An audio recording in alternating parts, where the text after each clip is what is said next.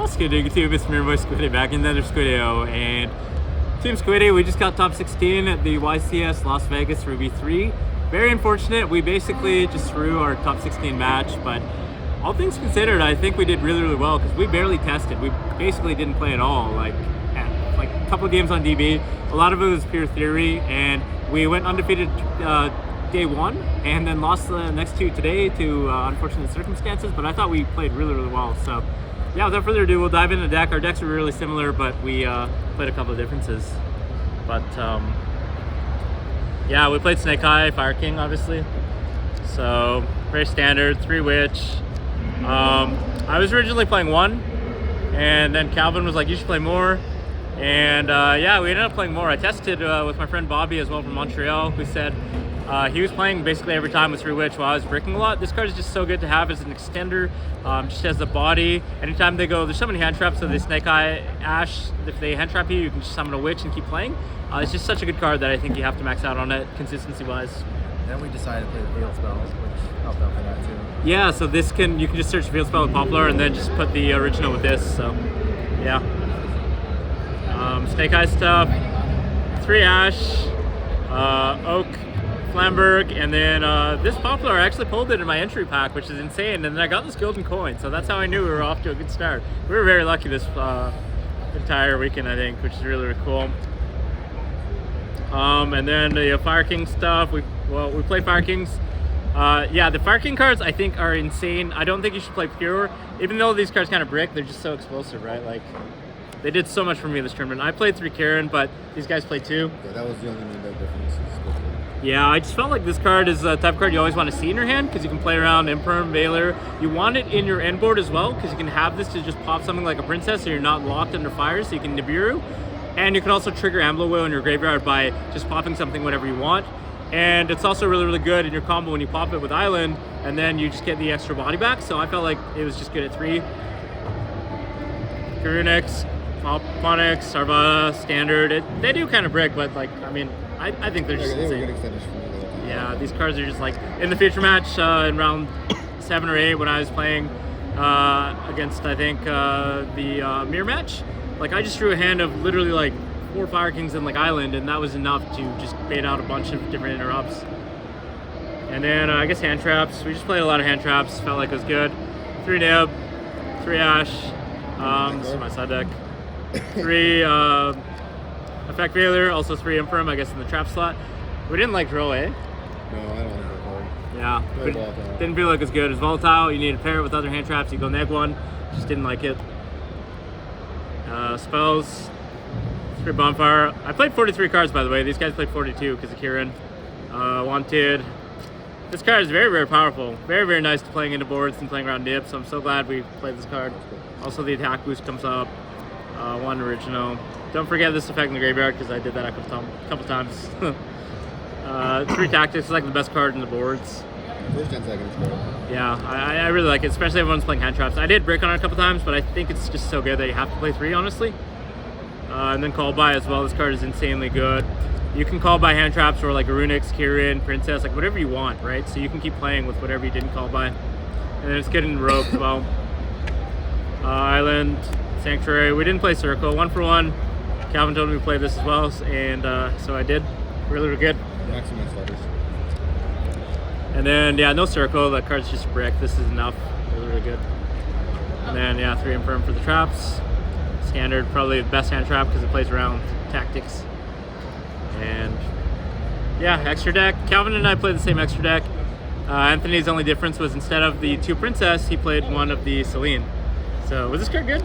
It was good. The second Princess came out like 2 or 3 times, but Celine also came out like 2 or 3 times, so it's hard. I just liked it because if you do get Nib, you can still do both of these in the same turn, and you can't use the second Princess in the same turn. Yeah, you can Shoutouts to Yassine. go up to Appaloosa pretty easily, right? And threaten to protect from It's Nib. hard to say if it was correct.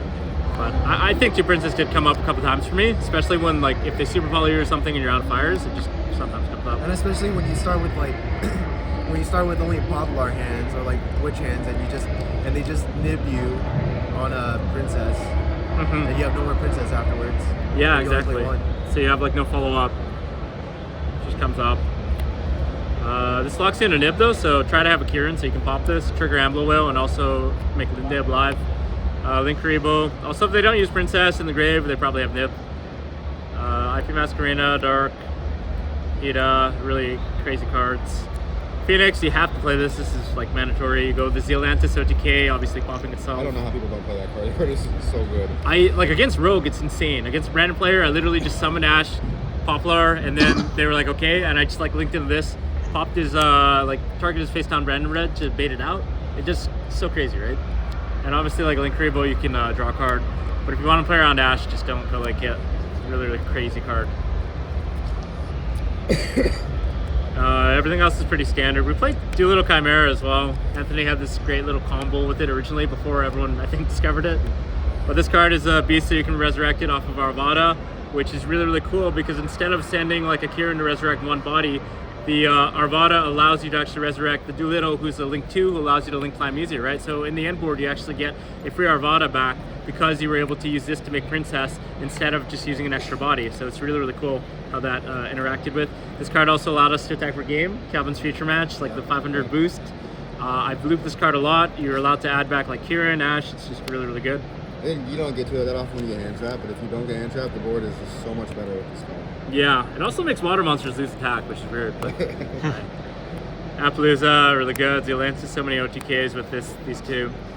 So it came up for me quite a bit, but yeah, I mean, just like it came up for me enough. I think you do play it, but the 6K can sometimes hurt because if they have a hand that breaks your board, they can OTK you easier and without playing as hard into nib because you pay life points. Sanlavo, SP, Amalo. I think the extra deck's like self-explanatory. Just Celine's the only thing. Yeah, Celine. We did test Sigurunix XCs, but cards just like, nah, doesn't come up.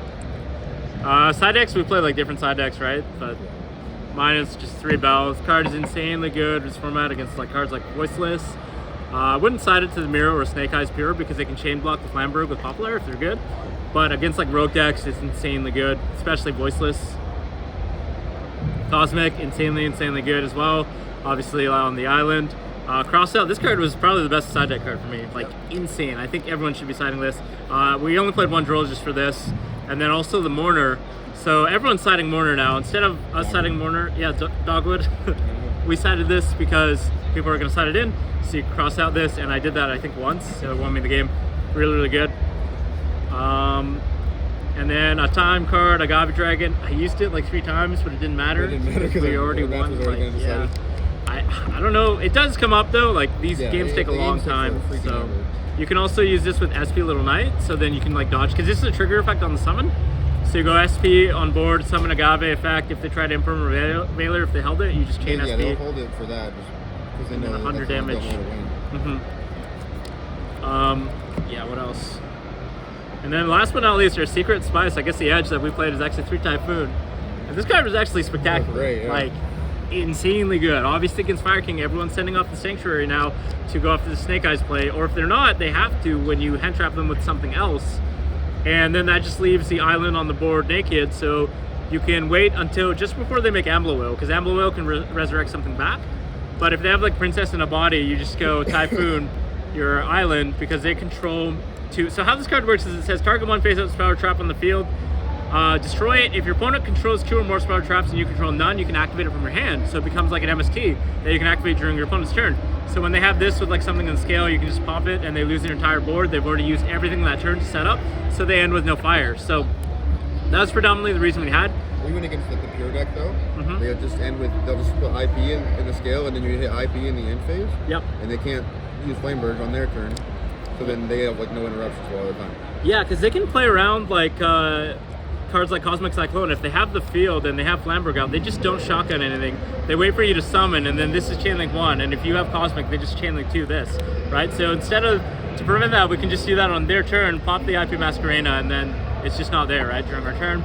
Also against Rogue, this card is like insane. We played the Australian team who were playing Pureleys. And that card won both of our matches. Insane, yeah. My opponent went like set a card, activate Happy, and then searched for the My Friend, played it, and activated it, and I just Typhoon, and that was the game. So really, really crazy card. Block too, so he couldn't attach and get 5 for from the wall. Yeah, I chain block, pop the field spell. We think it's good. I mean, if people start playing around it, then it gets worse. But against Rogue, against Voiceless, it's really good. Everyone was citing Summon Limit and like or Anti-Spell. This format, I saw so many Summon Limits this event, and this just takes care of that. If you don't happen to be able to hit the islands, so I think this card is just like really, really good. It worked out really, really amazing. I'm glad we played it. And then yeah, Calvin said it. It was mostly the same. We just, instead of the time cards, Calvin and I both played pre-summon limit. Yeah, Which so honestly, kind of I don't know how they were for you. They were pretty terrible for me. Every time I drew it, like I won anyway. Okay. Whenever I drew it got cosmic 3 times. But It's a double-edged sword. It got stopped as well. Because you can lock yourself under it, and then you're kind of like, you know, but you can turn it off easily. yeah, you can turn it off easily. With Ash, with Witch, it's just It's volatile, but It's you can volatile, still yeah. game. Yeah, I like cross out. I felt like, you know, Yeah, that was definitely like, going first. Typing was probably my favorite than like cross out. I almost didn't play cross out. And then, do you have the same side deck?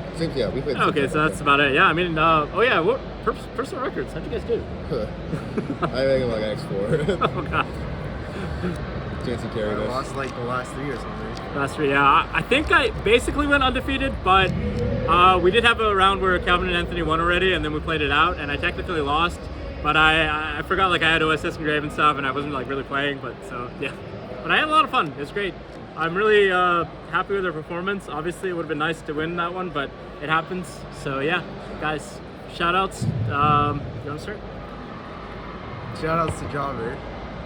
JW Jobber. And Yassine. Shout out to Daddy. The man behind the camera. He let me the whole deck. Thanks for being a boy. Shout out to these guys from back home. Taylor, man. Huge shout out to Kevin Lynn from Montreal for lending me like literally this entire deck because I did not have any of the cards. So shout out to him. Shout out to Marcus, Sue, MJS Collectibles as well for lending me some witches. Shout out to all the Montreal guys in our room for helping me test. Ali, Bobby, all the guys that were there, Davis, Vendors, Momo, Moose, Wasim, and yeah, everyone that was there with us, Jamal. Also a huge shout out for our team, like Anthony, Calvin. We literally just, you know, we came and we had a lot of fun. We did really, really well, and I'm really, really happy for that. We didn't test that much. Yeah, we really didn't test, so yeah, we had fun. But yeah, thanks Kevin for lending me this deck. It worked really, really well. I have no prizes, unfortunately, except Matt, but in my heart, I'm really, really happy with it. And yeah, thanks a lot.